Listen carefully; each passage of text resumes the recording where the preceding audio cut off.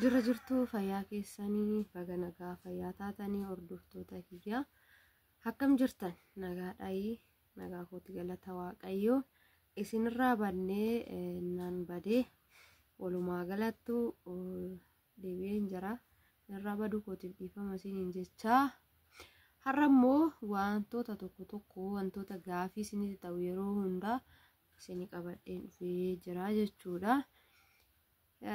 Egaa yeroo hunda kolfa tapha wantoota nama bohaarsan akkasuma kan nama gaddisiisanis haa ta'u wantoota barumsa hin qabnes haa ta'u wantoota namaafis barumsa hin kennine hundaaf barumsa kennuu hin danda'u garuu wanti hojjetan kamiyyuu barumsa qaba. Egaa akkasiidha. Har'a mootu waan adda ta'e tokko isiniif qabadheen dhufe wanti kun maalidha naan jechuun keessan oolu gaafii isin na gaafattan irratti hundaa'etan jechuudha. Egaa namoonni hedduun keessan lafti kee kaartaa qabaayee naan jettanii yeroo hedduu na gaafattan jechuudha. Akkasumas immoo deebii quubsaa ta'e isiniif fiduudhaaf qophii ta'aan ture garuu yeroon na jalaa dheerachuu isaatiif ammallee irra deebuudhaan dhiifama isiniin jecha kana fakkaata waa wayittuu warroonni kaartaa qabaa lafti kee naan jettanii kaartaa yoo wanni hin qabu jechuudha. Kaartaa isa kaartaa pilaanii isa jedhame hin qabu garuu ayyaar kaartaa qabaa jechuudha. Kunis immoo kinoo haala kanaan qophaa'ee jechuudha. Haala kanaan jira. Egaa warroonni kan hin beekne asumaan kinoo inni kana jechuudha. Kaartaa maasii jedha jechuudha. Asirratti kaartaa maasii jedha. Kaartaa maasiiti kuni kaartaa laficha kanaati. Kana jechuun immoo kan ayyaar kaartaadha malee kaartaa pilaanii ganaa kan itti hin baane jechuudha. Akkuma naannawa kanaatittu kan kaartaan hin baanedha. Kana fakkaata warroota gaafii na gaafattaniif jechuudha deebiin kuni. Akkasumas immoo lafti kaartaa qabu meeqa? Lafti kaartaa qabu meeqa? 150 warroonni jettanii gaafii na gaafattanis jirtu.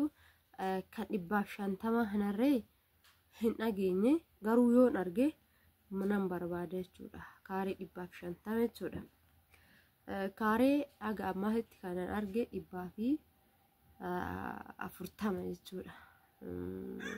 140 akkasuma kaaree 200 jechuudha. Kaaree meetira 200 kana fakkaata.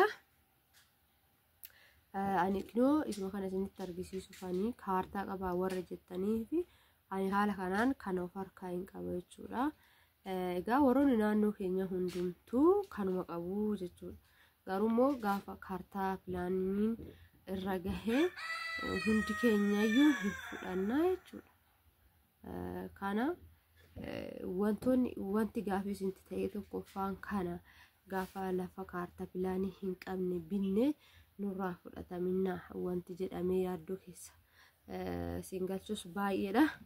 Egaa sirriidha kuni hin beekamu kunoo akkuma argitan jechuudha. Buleewwan keenya baay'een Adaamaa keessatti jechuudha magaalaa Adaamaa keessatti lafa caraqaa bitanii akka manni isaanii irraa diigamaa jiru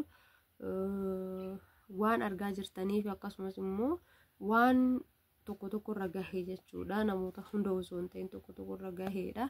Kun akka nurra hin geenyeef warroonni sodaattanii jirtu jechuudha. Egaa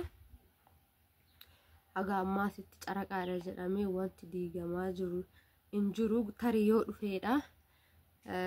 Egaa yeroo dhufe sanitti immoo kaartaa pilaaniin yookaan kaartaa pilaanii sun as gahee hundi naannoo kana baafachuu dandeenya jechuudha. Warroonni kaartaa pilaanii hin qabu lafti kiyya jettanii yaaddoo keessa of galchitaniis asumarraanii yaaddoo keessa of hin galchina isiniin jechuu barbaade tananii kaaree meetirii dhibbaaf jira jechuudha. Hunduu kan kaartaa qabu jechuudha. Irra caalaan kan kaartaa qabu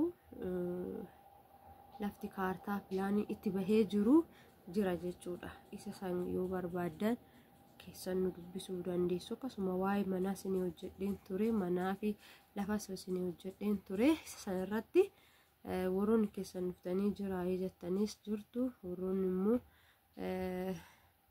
mana miliyoona 2 kana xinnoo ishii qirsiin jedhe jirtu jechuudha. Kanarra immoo wanti isin salphatu akka humna keessaniitti deemudha. Yeroo baay'ee akka humna keenyatiin deemutu irra nu filatamaadha malee akkuma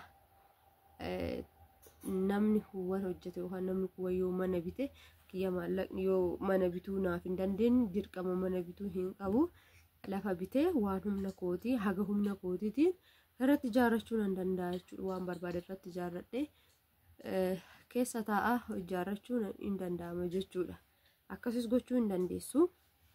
Kana fakkaata. Wanta biraa wanti ani isin gorsu yoo jiraate viidiyoo biraatiin qabadhee isinii dhufaa jechuudha. Egaa shamarran keenya tokko yeroo baay'ee akkanatti haasa'uu kana dhiisee hin jira. Ta'us irraanfadhee osoo hin ta'in isinuma bohaarsuu fi wantoota tokko wantootni biyya keessatti deeman hedduu jira. Wantoonni biyya keessatti nu miidhu maalidha? Maaltu nu miidha? Maaltu nu miine? Akkamiin maallaqa keenya yoo arganne maallaqni keenya sun hojiirra nu oola? Haala kamiin guduunfachuu dandeenya? Maatiin keenya nu guduunfu, obboleewwan nuuf hin guduunfan, haadhaaf abbaan keenya nuuf hin guduunfan. Karaa birootiin immoo namoonni birootis eega haadhaaf abbaa namoonni nu nuuf hin qabne nummoo akkam taana warroonni jedhan hedduu jira. Akkasumas kan warraa miidhames jiru, kan warra malees miidhaman jiru jechuudha. Isa haga har'aatti jechuudha. Isa sassaniinis wal qabatee viidiyoo biroo isiniif qabadhee dhufaa. Ammaaf immoo jechuudha viidiyoon kiyya waa'ee kaartaati. Kaartaan kana fakkaata jechuudha. Isuma nama isinitti mul'ise kana kanarratti hundaa'uudhaan viidiyoo isiniif hojjedhe jechuudha. Kana fakkaata. Oraa bulaa hanga viidiyoo biraatiin walitti deebinutti nurraa hin badinaa, hin fagaatinaa isiniin jechuun jaalladha. Kana fakkaata.